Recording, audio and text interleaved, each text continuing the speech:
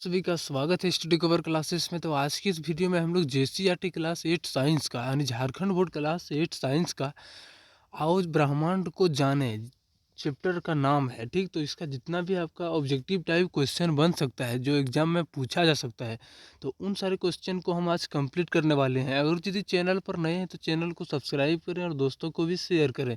तो चलिए question number 1 से हम लोग स्टार्ट करते हैं। ठीक, तो क्वेश्चन नंबर 1 में बोलता है कि निम्नलिखित में कौन सा आकाशीय पिंड तारा है।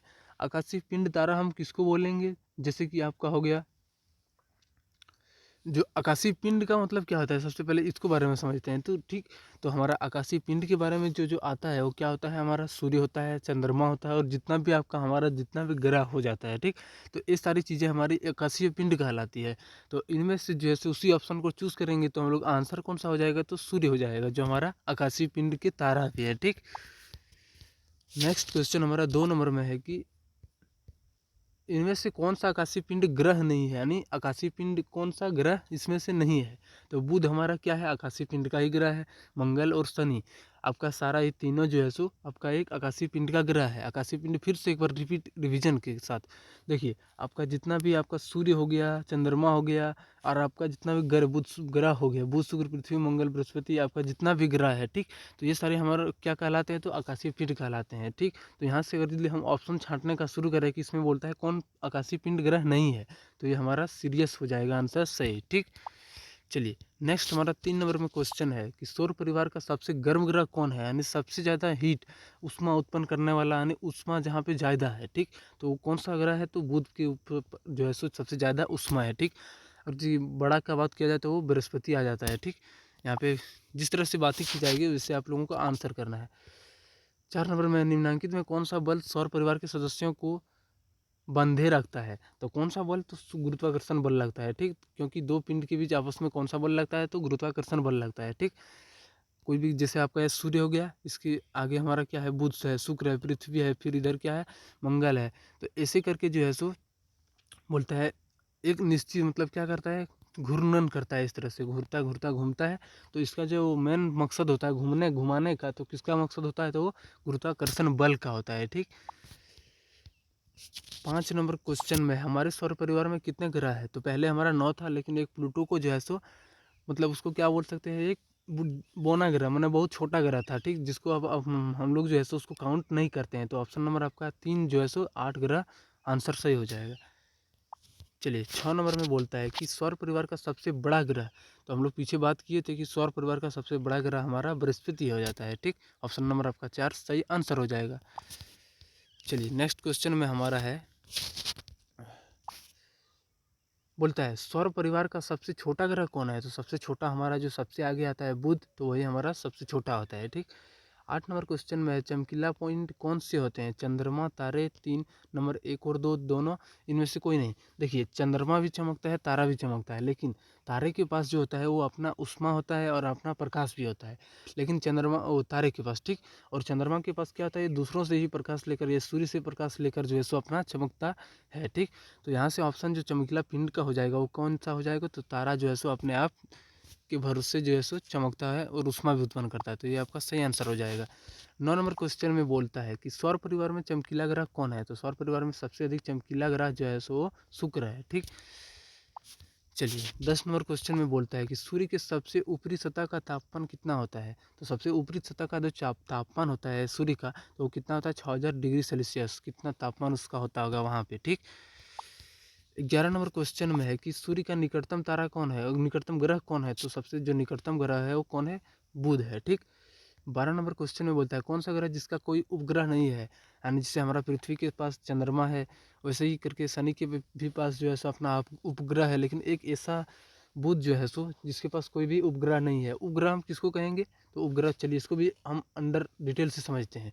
देखिए हमारा पृथ्वी हो गया। ठीक, अगर यदि पृथ्वी के चारों ओर कोई और चक्कर काट रहा है तो उसको हम क्या बोलेंगे, तो वो सैटेलाइट, यानी हम बोलेंगे उपग्रह। ठीक, अगर उपग्रह जो है सो दो प्रकार का होता है, एक कृत्रिम और एक प्राकृतिक, यानी मतलब जो हम लोग बनाते हैं वो कहलाते हैं कृत्रिम, और उपग्रह जो अपने आप जो पहले से प्रकृति के द्वारा हमारा प्रदान है, तो उन सारे ग्रह को मतलब पिंड को हम कहेंगे प्राकृतिक उपग्रह। जैसे हमारा चंद्रमा अपने आप मेड है और वो क्या हो रहा है अपने आप मतलब वो चक्कर भी काट रहा है पृथ्वी के चारों ओर, ठीक।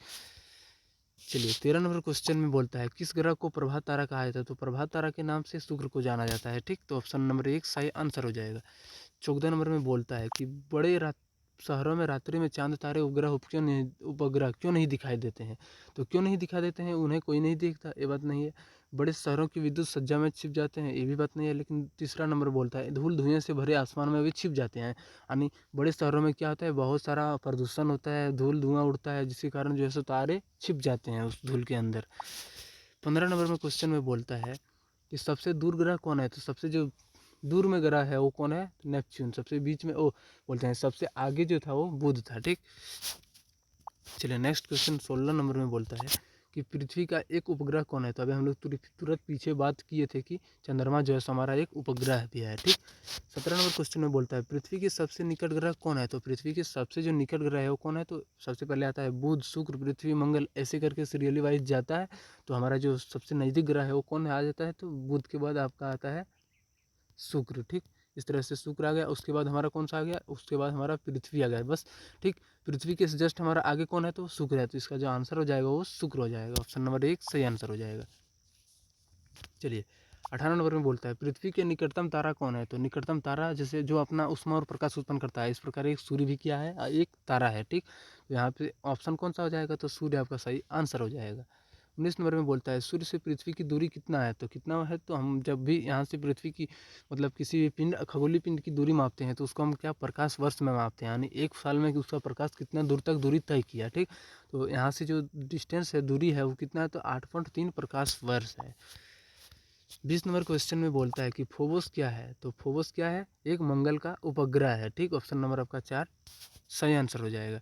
बोलता है निम्न में कौन सा प्राकृतिक उपग्रह है, तो प्राकृतिक उपग्रह कौन है, देखिए चलिए यहाँ पे 21 नंबर में बोलते हैं आर्यभट्ट, ये तो हमारा मेड किया है इंडिया ने, सबसे पहला जो हमारा उपग्रह था, तो ये आपका प्राकृतिक नहीं कृत्रिम हो जाएगा। बृहस्पति क्या है एक ग्रह है, सूर्य भी एक क्या है तारा है, लेकिन चंद्रमा जो है सो क्या है एक प्रकार का उपग्रह है, जो किसका है, तो पृथ्वी का उपग्रह है और अपने आप प्रकृति के द्वारा ये मेड है। 22 नंबर क्वेश्चन में बोलता है कि खगोलीय पिंडों की दूरी को किस इकाई में मापा जाता है, तो प्रकाश वर्ष में मापा जाता है, ठीक। ऑप्शन नंबर आपका 3 सही आंसर हो जाएगा। हम लोग पीछे भी बात किए थे, सबको रिपीट करते चलते हैं, ठीक।